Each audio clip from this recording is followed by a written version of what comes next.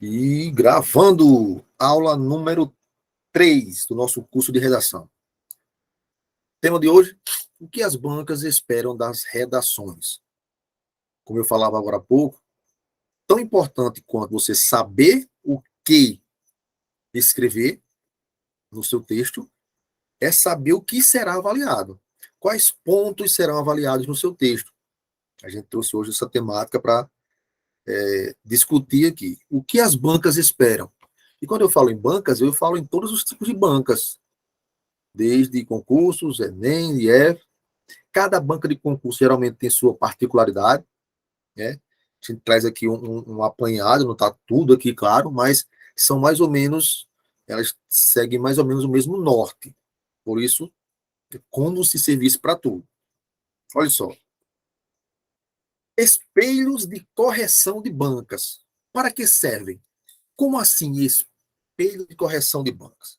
A correção da banca, ou a correção feita pela banca, ou a correção da redação feita pela banca, ela segue critérios bem definidos e bem claros, de acordo, claro, com cada banca. Mas eles seguem uma espécie de tabela.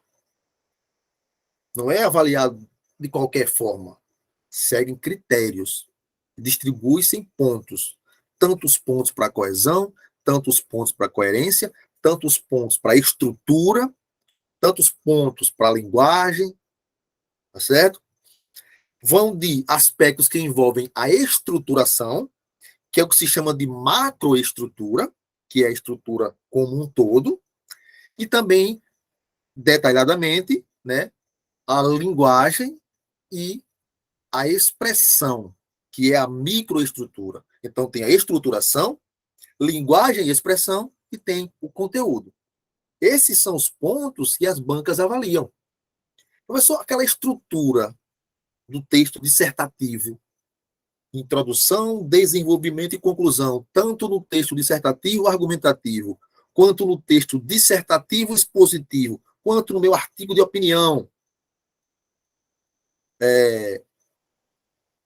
que segue o mesmo norte: introdução, desenvolvimento e conclusão. Aquilo vale pontos, aquilo vale pontos. Aquela estrutura bem definida vale pontos. Você que vai fazer Enem, eu falei isso na outra aula, você não pode se dar o luxo de falhar nessa estrutura. Se a sua redação não tiver os parágrafos que contemplem introdução, desenvolvimento e conclusão, corre o risco de ser anulada. Tá certo? Então, a banca tem ali um roteiro que ela segue para não correr o risco de cometer injustiças nas correções. Então, segue um padrão. Existe um padrão. Critérios bem definidos, bem claros, que cada avaliador, que não é uma pessoa só que corrige, olha só que legal, que corrige as provas do Enem, do IF e dos concursos, não é uma pessoa só. São várias pessoas que pegam várias redações. E esses critérios, né, essa pontuação distribuída, serve para que haja ali uma proximidade das notas. Se cada um fosse corrigir de qualquer forma, haveria uma discrepância muito grande entre uma nota e outra. Por isso que existe uma tabela. 2 pontos para cá, 3 pontos para ali, 4 pontos para ali. Tá certo? Só uma informação aqui, olha só. Para um concurso, por exemplo, para professor da UFRN. UFRN, não é IF, é UF, Universidade. Olha só. O que se cobrou na estrutura de uma prova de concurso para professor lá na UFRN, na universidade? Argumentação, esse é o critério da banca. A banca avaliou no texto dissertativo, avaliou a argumentação, 4 pontos. Coerência, 2 pontos, faz 6. Coesão, mais 2 pontos, faz 8. E norma. O que é norma? É o domínio da norma culta, é o domínio do português padrão, mais 2 pontos. Observe, 2 pontos de coerência, 2 pontos de coesão, 2 pontos de norma e 4 pontos de argumentação. As demais bancas, elas seguem mais ou menos esse padrão. Observe que coesão e coerência vão estar presentes em todas. Seja IF, seja UF, seja Enem, seja concurso.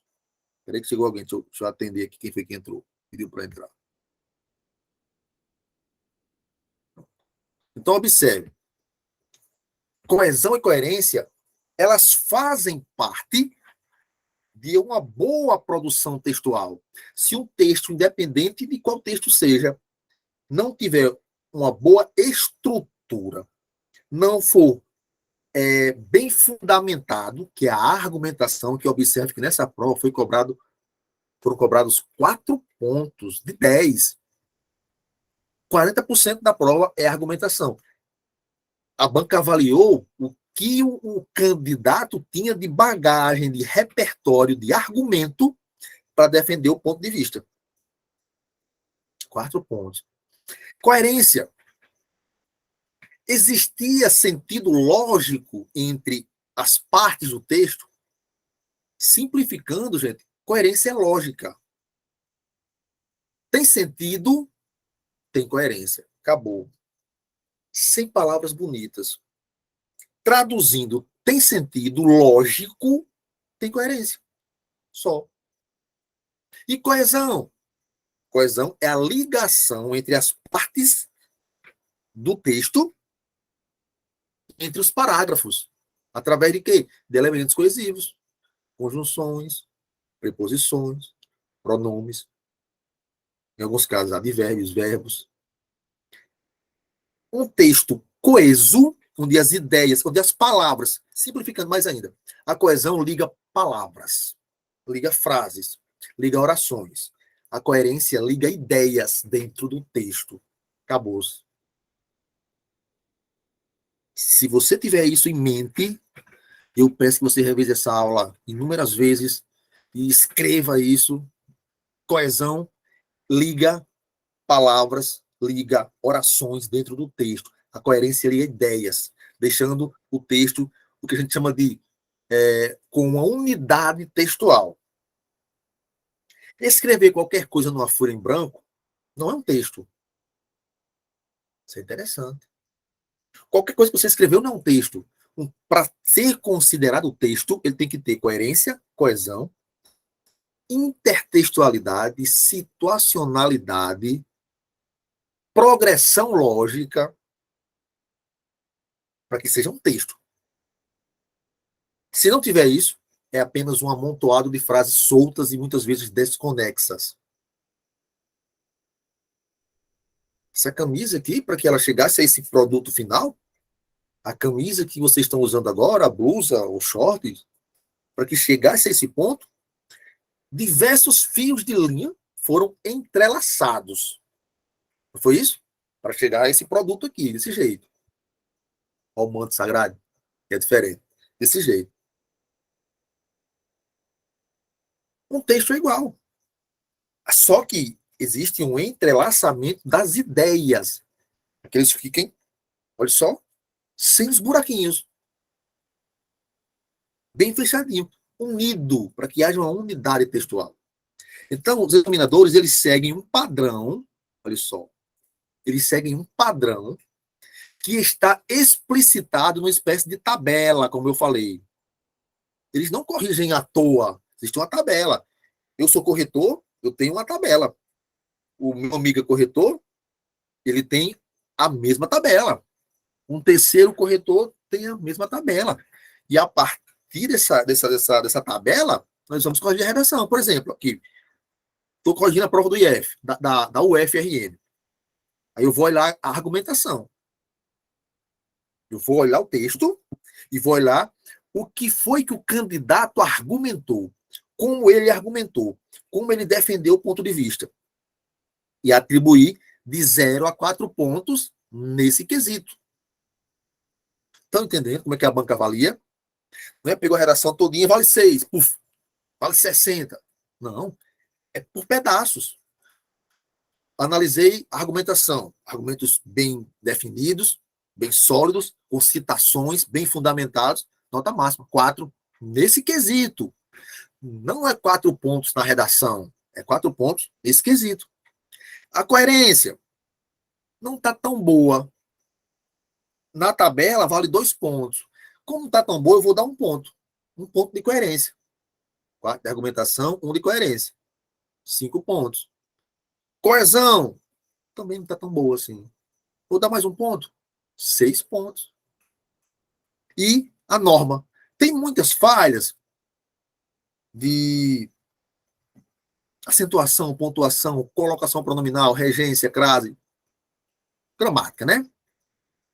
Também não está excelente. Dá mais 1 ponto. 6. Não, tinha 6, né? 7. Pronto. O cara ficou com 7 de 10 só porque a argumentação foi muito boa.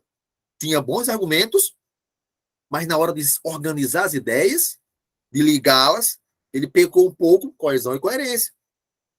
Os argumentos eram bons, mas estavam mal organizados. Olha só que legal. Argumentos bons, mas na hora de passar para o papel, se fosse uma prova oral, o cara tinha fechado, falando. Mas quando foi organizar no papel, ele não ficou tão legal assim, perdeu pontos. Foi para a escrita também, tome pé na gramática. Situação, ortografia, concordância, perdeu também 50% disso, ficou só com 1 ponto. Nota 7, que já é uma excelente nota, diga-se de passagem. De 10, você tirar 7, show de bola, cara. Não tenho dúvidas de que numa prova valendo 10, você tirando 7, você deixa muita gente para trás. Muita, mas é muita mesmo, não é pouca não. É muita gente.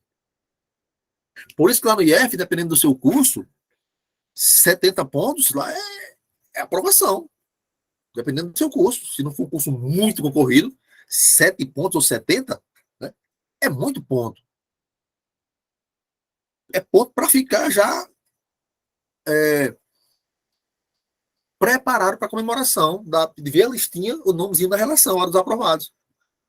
E tanto faz no IF quanto também nos concursos, 7 pontos de 10, ou 70 de 100, ou 700 de 1000, é muito ponto para redação. Por que é muito ponto, professor? É tão extraordinário assim? Não, é porque é difícil de tirar.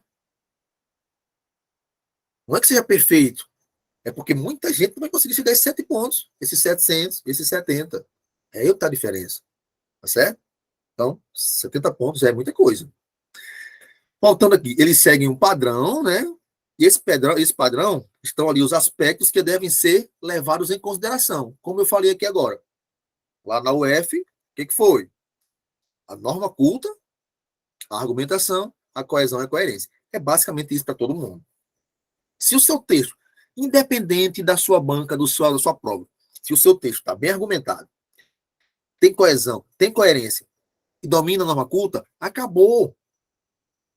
É nota beirando a nota máxima. Só isso. Professor, isso serve para tudo, para um texto dissertativo argumentativo. Vou repetir. Seja o artigo de opinião, seja um editorial, seja um texto dissertativo lá no Enem. Esses 4 quesitos, pá, é focar aí. Claro, vamos ter aula desse curso de coesão e coerência. Vamos ter aula de construção de argumentação. Porque a ideia é preparar para o cara sair daqui escrevendo. Na pior das hipóteses, escrevendo melhor do que o que chegou a 3 aulas atrás. Ou a 3 aulas. Ou quando terminar o curso. A ideia é essa. Mas isso não depende só de mim. Aqui eu dou o norte. Eu falava isso na escola hoje. Eu dou o norte. Eu não posso fazer por vocês. Eu digo como é que faz.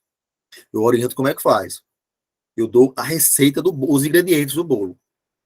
Agora tem que fazer o bolo em cada um de vocês. Senta o bumbum na cadeira, mete a cara nos livros, estuda e vai-se embora. Certo? Então, olha só. Já que nós sabemos que a redação é avaliada seguindo critérios bem definidos, seguindo a tabela que o avaliador carrega como se fosse a Bíblia para corrigir a redação, conhecer esses critérios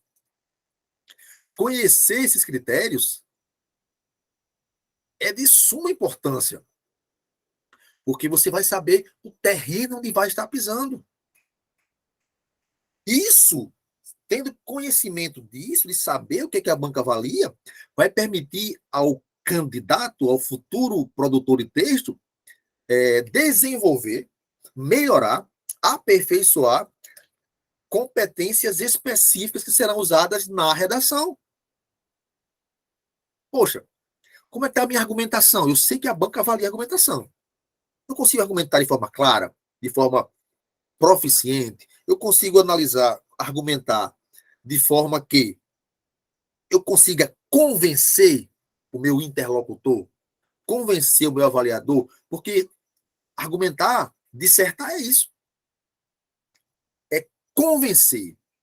O texto dissertativo argumentativo busca fazer com que o escritor, produtor, autor, consiga, através de fundamentação ou de argumentação bem fundamentada, persuadir, convencer o interlocutor ou o leitor acerca da pertinência da sua tese barra opinião sobre o tema.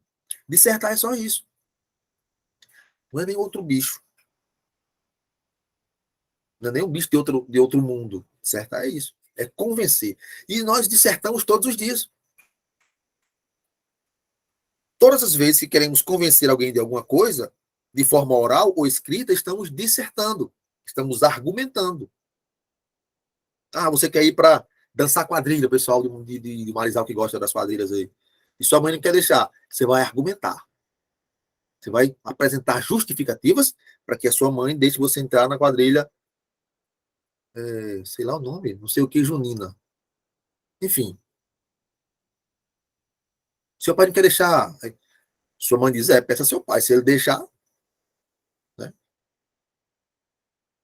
Aí o que você vai fazer? Você vai tentar convencer seu pai. Você vai estar argumentando. Você vai estar dissertando de alguma forma. Fazemos isso todos os dias.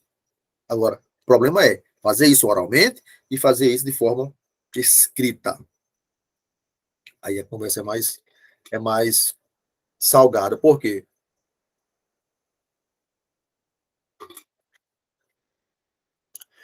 Porque a linguagem ela é espontânea. A escrita ela é planejada. Ela segue padrões de avaliação, inclusive. Enquanto você pode dizer, nós fumo para a escola hoje, oralmente, você não pode escrever dessa forma. Na escrita, você tem que seguir a norma padrão, que é um dos critérios que você viu aqui, que eu falei que a banca avalia. Dominar, ainda que medianamente, na pior das hipóteses, a língua culta, escrita. A saber, a repetir concordância, crase, colocação pronominal, acentuação, pontuação, regência. Ou seja, gramática. Eu que aprendo gramática, professor. Estudando gramática. Mas não é estudar um dia, é sentar a bunda na cadeira e estudar. Ah, mas eu não tenho saco para estudar. Então, infelizmente, você não vai desenvolver. Não, mas eu não preciso estudar gramática. Se eu só ler, eu vou ser um bom escritor. Mentira. Quem disse isso a você cometeu um equívoco grande. Intencional ou proposital. Não falou a verdade. Ninguém escreve muito bem só porque lê muito. Claro que ler é um dos requisitos ou dos quesitos para um bom produtor. Claro, isso é indiscutível. Porque ler, ele dá outra visão do mundo. Ler, ele dá repertório para você fundamentar a sua escrita. Mas só escreve bem quem escreve muito. Eu arriscaria dizer que é 50% de muita leitura para que uma redação saia boa e 50% de muita produção de prática escrita. Se você passar o ano inteiro lendo sobre diversos temas e não praticar a escrita, a estrutura do que fazer em cada parágrafo, no dia da redação, você não vai saber passar para o papel. Então, não valeu de nada. Você sabe, conhece o assunto, sabe argumentar oralmente, só que a redação é escrita. O que acontece? Vai se dar mal. Certo? Muito escrita também. Então, é o seguinte. Eu tenho um modelo, um dos modelos de espelho de redação que alguns concursos usam, que é estrutura, expressão e conteúdo. Que é o que nós falamos. A macroestrutura, a microestrutura e o conteúdo. O espelho de correção ela é dividido nisso aqui, ó. Estrutura, expressão e conteúdo. A maioria, perdão, das bancas de concursos do Brasil usa esse esquema aí. A primeira parte, nesse esquema, que já é outro, diferente da UF, ó, a primeira parte, que é a estrutura, em geral, vale 3 pontos dos 10. Nesse modelo aqui, a estrutura bem organizadinha, com introdução, desenvolvimento e conclusão, cada um no seu lugar, organizado, direitinho, coeso, vale 3 pontos. De 10. O que é que está na estrutura? O que é que ele vai avaliar na estrutura? Que é o primeiro ponto, que é a primeira parte. Ele vai avaliar se a introdução, o desenvolvimento e a conclusão cumpriram os objetos ou os objetivos em termos de organização. Está organizadinho? A introdução tem um parágrafo, o desenvolvimento tem 1, 2 ou 3, e a conclusão tem 1. Tá ok, tá? Só essa organização já lhe vale 3 pontos. Facinho de tirar. A estrutura é avaliada só isso. Olha que facinho você tirar. Se você consegue organizar um texto dissertativo seguindo esse padrão, 3 pontos. Beleza. Na introdução, eles vão avaliar o quê? Agora, parte por parte. Na introdução, o cara vai avaliar o seguinte. Vai analisar se no primeiro parágrafo, que é, claro, a introdução, o candidato ele apresentou o tema, olha só.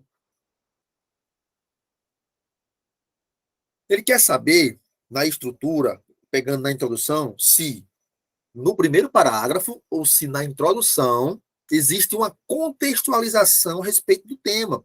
Não é chegar falando tema, a cura da AIDS. Não é chegar falando da cura da AIDS. É fazer a contextualização para apresentar o tema, para ambientar ou ambientalizar o leitor do texto.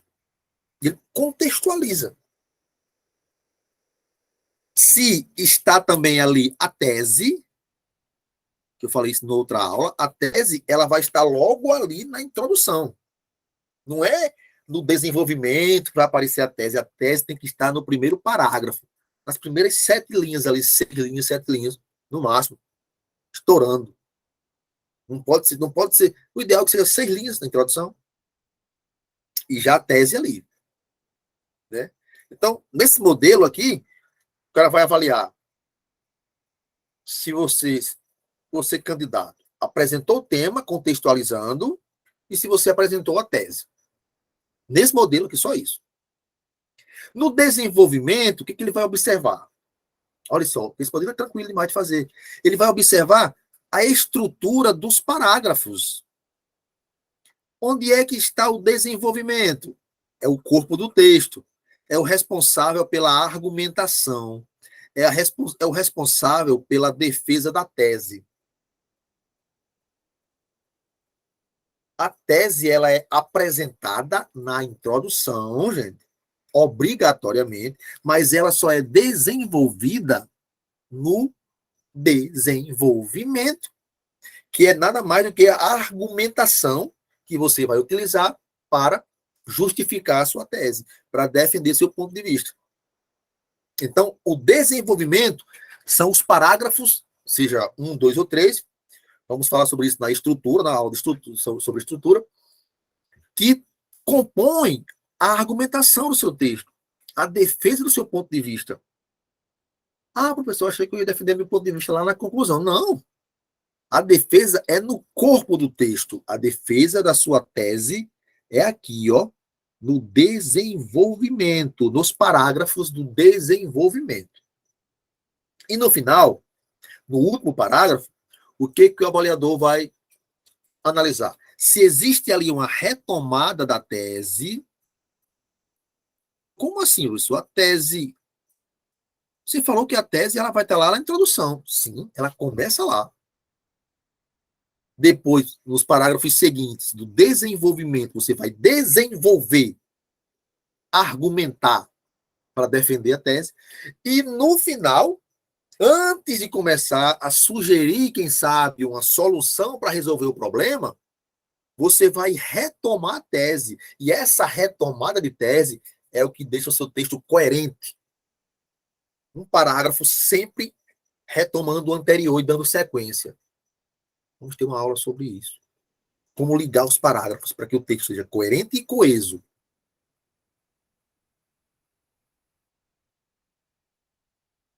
É um passo a passo. É isso, mais isso, mais isso. É um passo a passo que, feito com calma e buscando cada dia melhorar, vai fazer com que vocês saiam de uma nota talvez medíocre, que eu não sei como é que está a nota de vocês hoje em geração, para uma nota beirando a nota máxima ali. Agora, não é só essa aula aqui, não são só as aulas que vão fazer esse milagre. Aqui é o norte. Eu falei. Eu vou dizer como é que faz, mas eu não posso fazer por vocês. Depois daqui é cada um.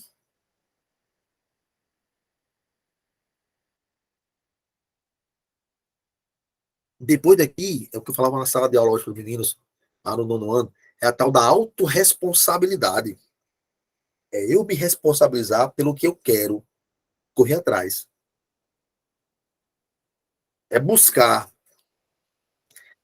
É enquanto tiver meus amigos todos nas redes sociais, ou lá na pizzaria, ou na calçada conversando, eu estar dentro de casa, muitas vezes, praticando redação, revisando conteúdo de gramática, de matemática, enfim.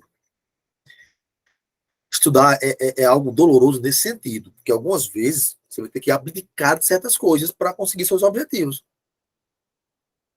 Ah, mas meu colega está lá fora, meus amigos todos brincando, que ele está brincando. Seus amigos têm o objetivo que você tem? Qual é o objetivo deles? Entendendo? Ah, o pessoal que é mais, um pouco mais maduro. Ah, eu queria estar na festa e tal, na seresta e tal. Meus amigos estão todos lá. Sim, beleza. Quais são os objetivos dos seus amigos? São passar no concurso? São ingressar no ensino superior? São ingressar no IF? Os objetivos deles são esses? Tem que pensar nisso. Por isso aquela máxima que diz que águia voa com águia e tubarão voa com voa não, pô. E tubarão nada com tubarão. Você não vê águia voando com galinha nem com pato. Você não vê tubarão nadando com tucunaré. Tubarão nada com tubarão. Águia voa com águia. Então, primeira coisa que tem que pensar é o seguinte: os meus amigos têm os mesmos objetivos que eu, para agora. Se não tem, infelizmente, vou ter que me afastar um pouco deles. Não é deixar de ser amigo, é afastar um pouco para que você não se prejudique. Não é romper a amizade. É não se deixar levar pelo caminho errado. Então, enquanto a galera está lá na farra, não sei onde você está, seu objetivo não é a farra. Seu objetivo é passar no IF, passar no concurso, entrar na universidade. Então, prioriza isso, pô. Você começa por aí. Quando você conseguir seu objetivo, porque se você andar com pessoas que não têm objetivo alinhado ao seu, elas não conseguirão, porque não estão atrás, e você vai deixar de conseguir o seu objetivo. Não tenha medo, outra coisa, de perder amigos por isso. Se os seus amigos não entendem que você está ali numa batalha pelo que você quer, não lhe apoiam, eles não merecem ser seus amigos. Eles não merecem ser seus amigos. Certo? Então, o foco é esse. O momento coach passou, voltamos para cá. O candidato vai ser avaliado na conclusão se ele retomou a tese que ele citou lá na introdução e desenvolveu depois e defendeu, mas ele vai retomar agora para fechar o texto. Depois faz um fechamento, né, que é a parte da conclusão, do pensamento, do raciocínio, que esse fechamento pode ser uma questão para a solução de um problema, que é até legal que você faça isso, principalmente se for a redação do Enem, que eles exigem essa, como eles chamam de proposta de intervenção, que nada mais é do que uma sugestão para o problema. Professor, qual o problema? Gente, todo texto dissertativo busca discutir um problema social. Redução da maioridade penal, legalização do aborto, legalização da maconha, desmilitarização da polícia. Enfim, é um tema polêmico. Você vai discutir aquele tema, dizer o seu ponto de vista sobre aquele tema e, ao final, sugerir uma solução. É só isso. Só isso. Nada de desespero. É só isso. Está aqui o tema, está aqui minha tese, meus argumentos. Vou defender minha tese usando os argumentos. No final, vou retomar a minha tese e vou sugerir uma solução. Acabou-se. Ah, estou falando assim é fácil, né? É. Escrever é mais difícil, né? Muito mais. Mas é possível. Agora, é a história da bunda na cadeira e cara nos livros. Bunda na cadeira e cara nos livros. Até ficar bom. Enquanto você não achar que tá bom, não para. Certo? A pancada é essa. Olha só. O que se avalia na expressão? Na parte da expressão, o que se avalia? Que é o segundo aspecto, né? Avaliou estrutura, introdução, desenvolvimento, conclusão. Beleza. Agora na expressão, que é a segunda parte, ele avalia o quê? O segundo aspecto a ser avaliado é a expressão, que em geral também vale 3 pontos.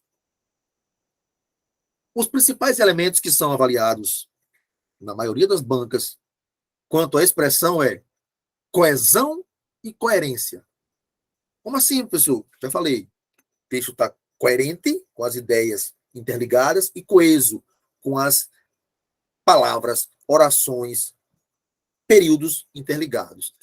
O que mais pesa aqui é um conector, que pode ser uma conjunção, um pronome e tal. Indevido, ou seja, no lugar errado. Por isso é importante que vocês tenham aulas, revisem conjunções e orações coordenadas e subordinadas. Uma conjunção errada, no lugar errado, desmantela o seu texto. Uma conjunção adversativa, onde deveria ser condicional, acaba seu texto. Tente memorizar o maior número de conjunções possíveis que você conseguir. Eu acho que é o grande segredo, é o grande tchan da coisa. São mais de 100 conjunções. 120, por aí. Tente memorizar o máximo que você puder. Tá certo? Outro aspecto da coerência e da coesão que eles avaliam, além do conector, do conectivo, indivíduo inapropriado, o uso inadequado do pronome demonstrativo. Quem lembra? Este, esse, aquele, essa, isso, aquilo. Pronome demonstrativo. Em vez de usar este, você usa esse. Em vez de isto, isso. Perde pontos. São fatores de coerência. Então, dois aspectos de coesão e coerência que são avaliados são esses dois. Um conector indevido e o pronome relativo, perdão, relativo não, demonstrativo também inadequado. Outra coisa que eles avaliam é a colocação pronominal. Próclise, quem lembra de português? Ênclise, isso é um é, viu? E mesóclise. Pronome antes do verbo, pronome no final do verbo e pronome no meio do verbo. Antes do verbo é pro. Final do verbo é em. Meio do verbo é mesóclise. Como você usa a colocação pronominal nas suas produções textuais. Isso é avaliado. Outra coisa é a correlação semântica entre os tempos verbais. Você não pode usar tempos verbais que não estejam correlacionados semanticamente. Futuro do presente, por exemplo, futuro do pretérito. Numa sequência. Tem que ter essa coesão, essa correlação. Os tempos verbais são interessantes. Impropriedade vocabular ou repetição. Usar termos impróprios ou ficar repetindo. Eu falei na aula passada sobre repetição. As palavras, várias vezes. Demonstra que você não tem vocabulário, que você não tem repertório vocabular.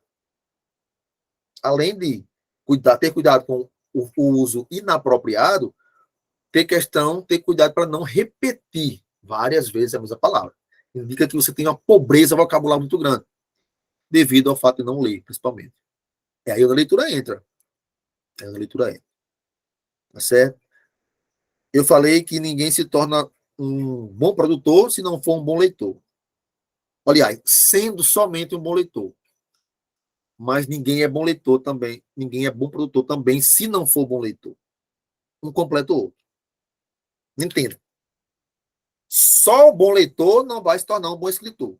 Mas se você não for um bom leitor, você também não vai se tornar um bom escritor. É 50% de leitura com 50% de escrita. Treino. Tá certo? Outra coisa que avalia na expressão, a danada da vírgula. Ausência de vírgula nos deslocamentos. Professor, não entendi deslocamentos. Eu falei numa aula aí que a frase, na ordem direta do português, é sujeito, verbo, complementos. Adjuntos adverbiais. Se, por acaso, um adjunto adverbial estiver deslocado, que ele geralmente aparece no final da frase. Se ele aparecer no início da frase, tudo bem, a frase não está incorreta, mas o uso da vírgula é obrigatório. Se você desloca um adjunto adverbial do final da frase, que é o local dele, na ordem direta, para o início da frase, e não põe a vírgula, penalizado. A ausência de vírgula nos deslocamentos. Tá certo? A ausência de vírgulas também nas explicações. Isso nós vamos ter uma aulinha de vírgula. Vamos tentar trazer dentro do curso também. Tá certo? A ausência de vírgula nas explicações. Principalmente nas orações adversativas. Não gosto de estudar, vírgula. Mas preciso. Vírgula obrigatória. Nas adversativas, nas explicativas. Certo? O que eles avaliam ainda? Concordância verbal e concordância nominal. Gente, aqui é gramática pura. Observe que aqui é gramática pura. Regência verbal, regência nominal. Período longo. O que é um período longo? Um período com mais de 3 orações. O que é um período? É um enunciado que começa com a letra maiúscula, termina com ponto final. E dentro dele existe uma ou mais orações. Um período com mais de 3 orações, sem pontuar, sem encerrar, é considerado um período longo. Até 3 é tranquilo. Mais de 3 é longo e evita não. E dificulta a compreensão de quem está lendo. Então, você deve evitar períodos longos. Certo? Você deve evitar construir períodos longos, porque dificultam a compreensão, a interpretação por parte de quem lê. Outra coisa que eles avaliam, novamente a bendita vírgula, só que agora separando o sujeito do verbo. Isso aqui é proibido. Você não pode, em hipótese alguma, separar sujeito e verbo por vírgula. Você não pode, de forma alguma, separar verbo e o complemento. Imagine só, se eu disser assim, ó.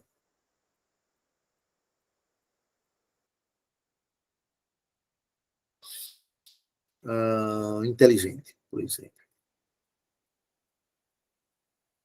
Olha só. Quem é inteligente?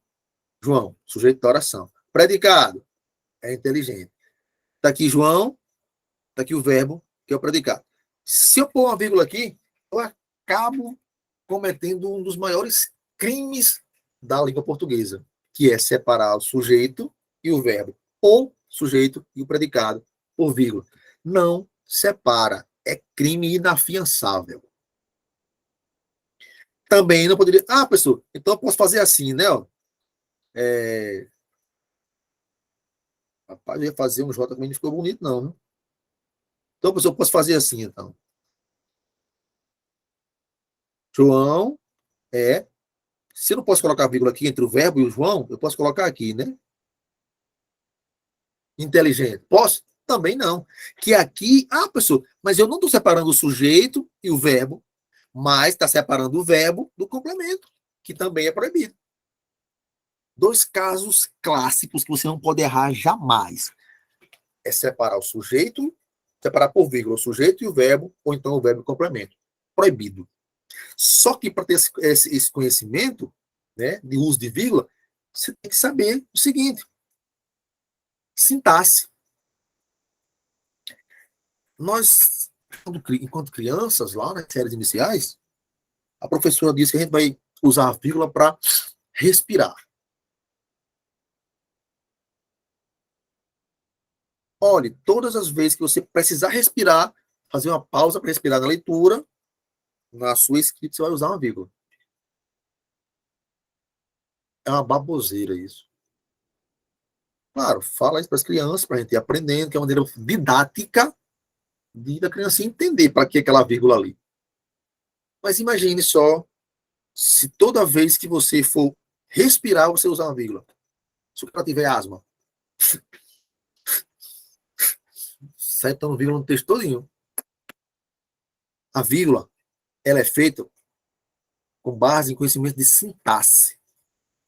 Ou seja, para eu saber que é proibido separar sujeito e predicado por vírgula, eu tenho que saber o que é um sujeito e o que é um predicado. Tenho que saber sintaxe. Então não é pausa para respirar, segue regras de sintaxe, regra gramatical. Eu tenho que saber que vírgula, eu não uso vírgula para separar verbo e complemento. Beleza, o que é um verbo e um complemento? Tenho que saber o que é um verbo, morfologia e complemento verbal, sintaxe. Tenho que saber morfossintaxe.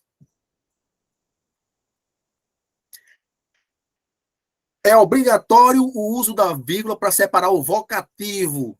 Pô, show de bola. Sim, o que é um vocativo? Sintaxe.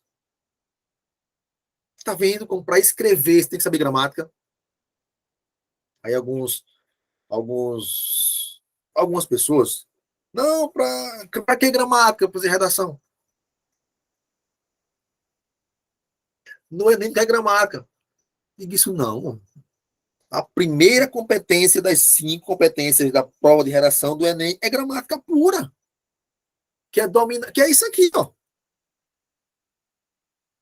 Dominar medianamente, no mínimo, medianamente, os conhecimentos gramaticais.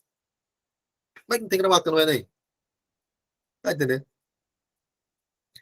E depois aqui, a avaliação do conteúdo. O que é que você avalia no conteúdo? O conteúdo é a parte nobre da redação. E ela vale normalmente 4 pontos. E ele divide-se em 3 partes. Primeiro, a perspectiva adotada no tratamento do tema. Nesse ponto, avalie-se se o aluno manteve-se dentro dos limites do tema e se ateve às questões mais relevantes do assunto que ele está tratando. Na segunda parte, analisa-se a capacidade de análise e senso crítico em relação ao tema proposto.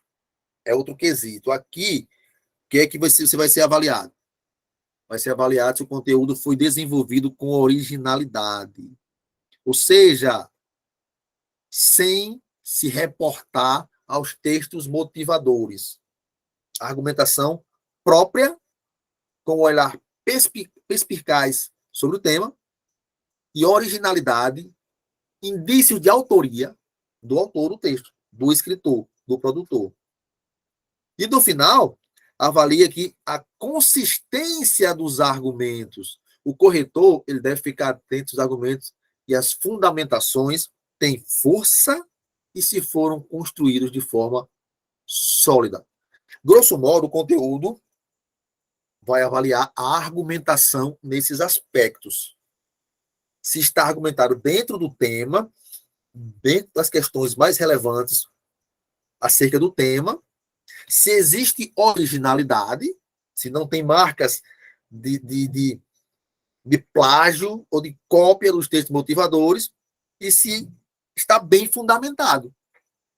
Por isso que vale 4 pontos. É o que o FRN chama de argumentação. É isso aqui. É a parte do conteúdo. Está entendendo? É isso que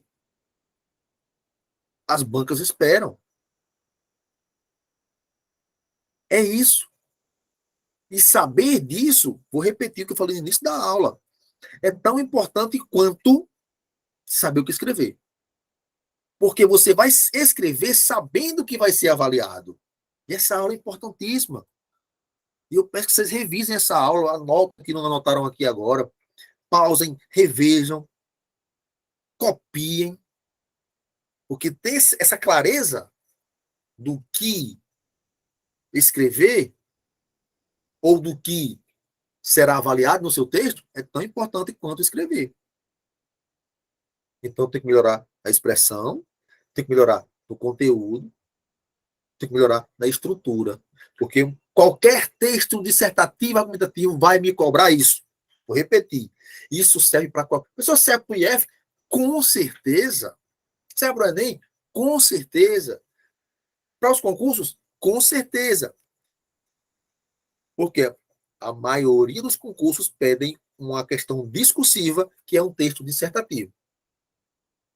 O IF pede um artigo de opinião, que é uma tipologia, que é um gênero textual pertencente à tipologia dissertativa. E o Enem é do texto dissertativo argumentativo puro. Serve para tudo. Tá certo? Então, tem que focar nisso aí. O foco aqui agora é quem vai direto para o Enem. Esse aqui é específico do Enem. Ah, pessoal, mas eu não vou fazer Enem. Eu estou ainda no 9º ano. Vai fazer um dia. Pega o macete. Pega o macete. O Enem, vocês sabem que ele é dividido em competências e que essas competências elas valem 200 pontos cada uma, e ao final elas se transformam nos tão sonhados 1.000 pontos. Competência 1 vale 200 pontos. E essa competência é parecida com aquela da expressão lá do outro espelho de redação. Que é o quê? Que é o domínio de palavra pesada. Cadê minha? Tá aqui, deixa eu ver. É o domínio da modalidade formal da língua. É o famoso domínio da gramática. Pontuação, acentuação, colocação pronominal, concordância, regência, crase, gramática. 200 pontos, uma cacetada. Aí. Competência 2, mais 200 pontos.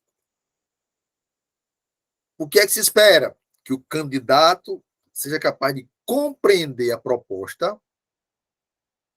É o primeiro ponto.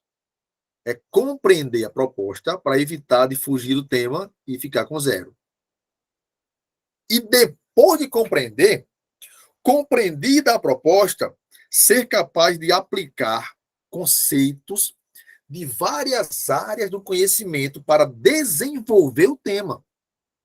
dentro dos limites estruturais do texto dissertativo argumentativo. Então, a competência 2 são 3 partes. Olha só, o que se espera do aluno, do candidato? Primeiro, que ele consiga compreender a proposta de redação. O Enem quer que eu fale sobre o quê? Que é o grande ponto. Se você dá mancada nesse primeiro ponto, tchau. 0.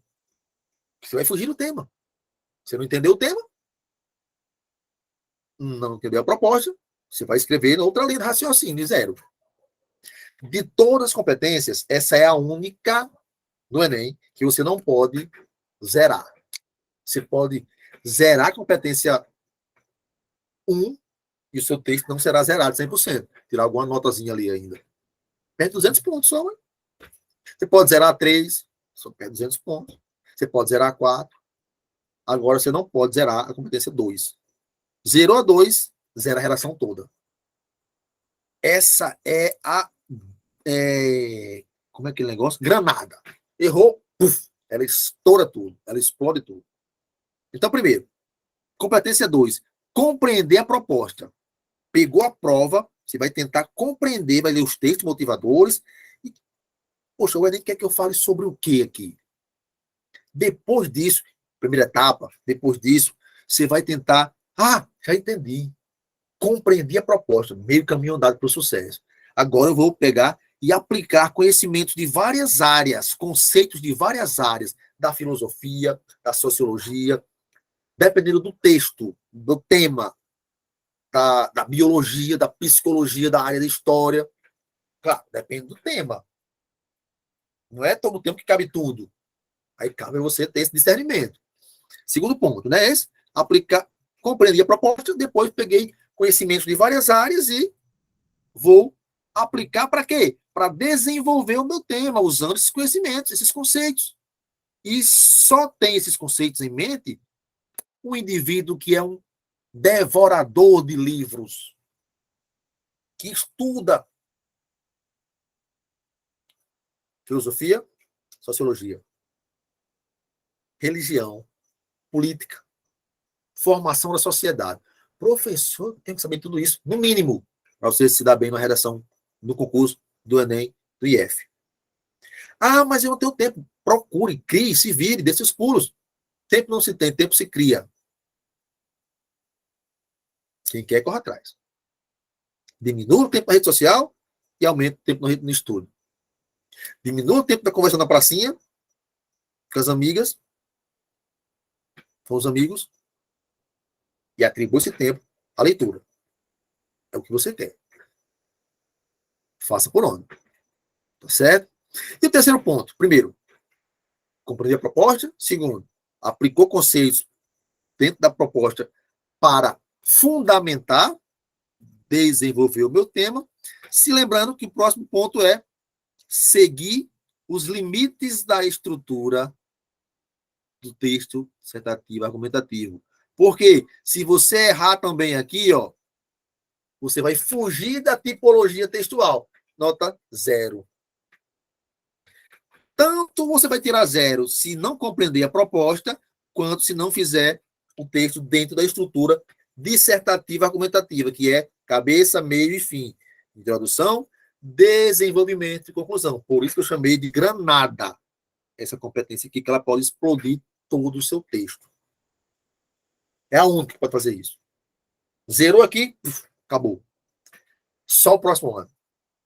Acabou sua chance. Tranquilo? Até aqui? Gente, qualquer dúvida pode chamar, pode perguntar e tal. Certo? Eu estou falando aqui, falando, mas pode interromper e ficar à vontade. Não se acanhem. Até aqui, tá ok? Eu estou falando sozinho.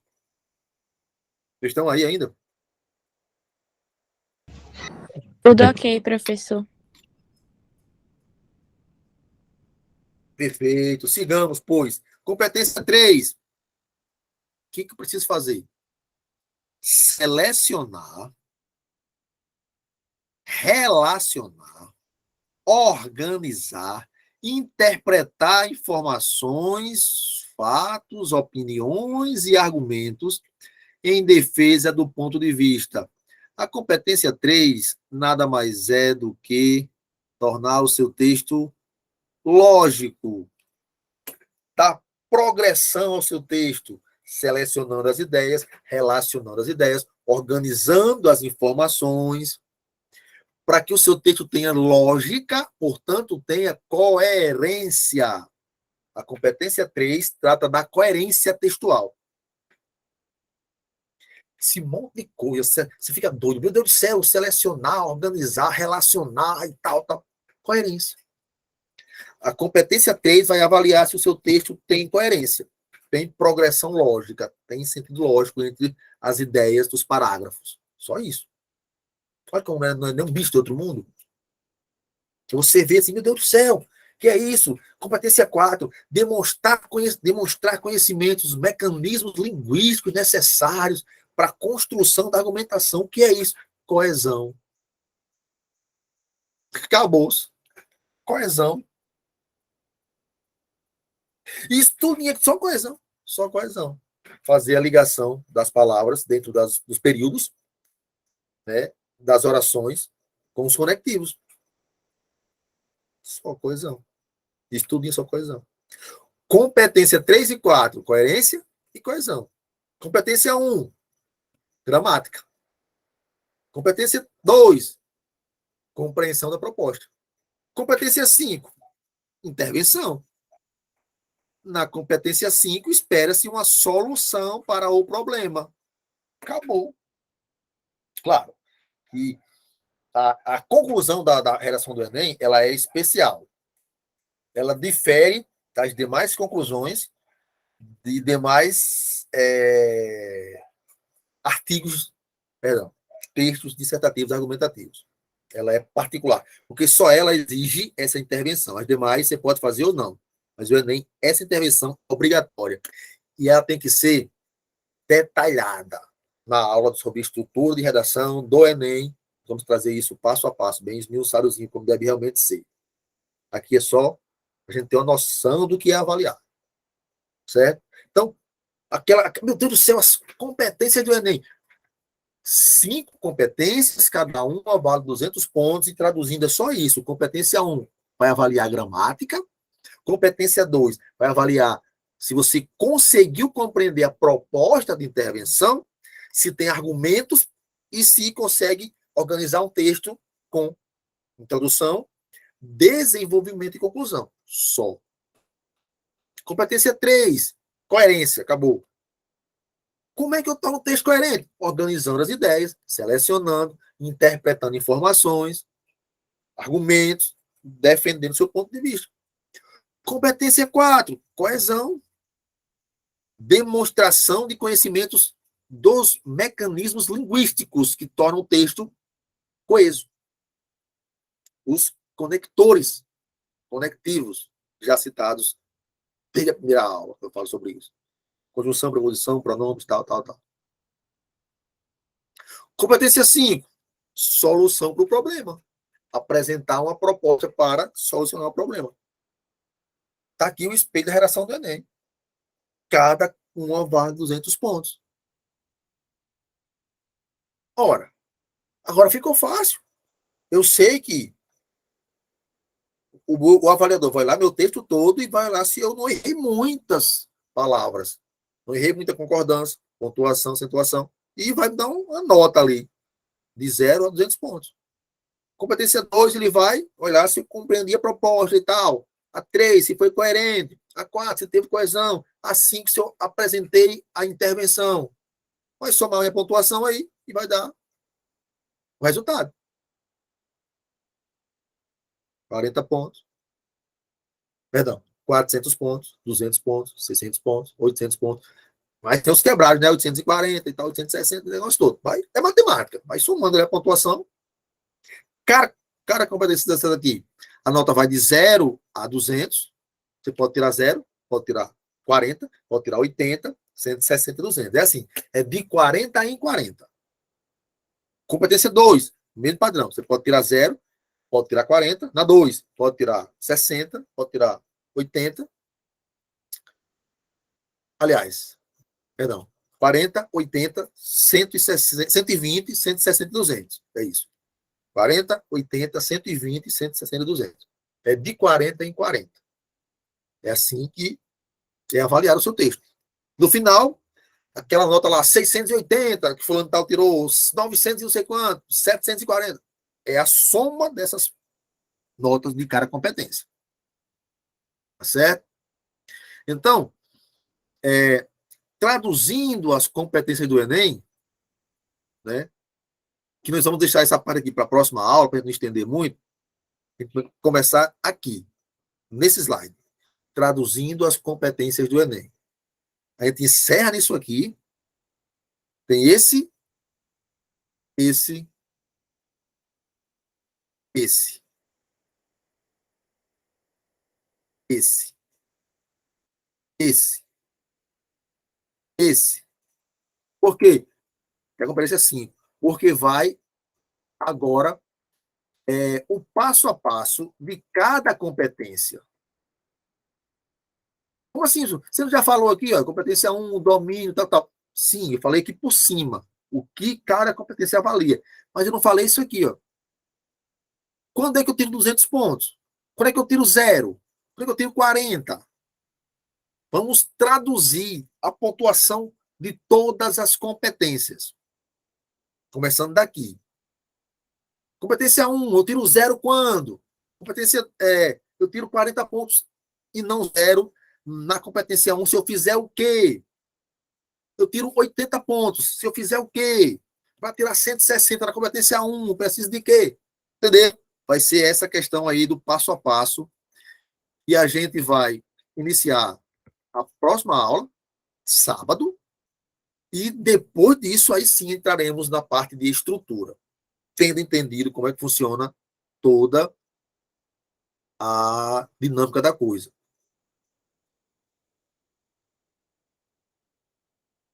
Tá certo?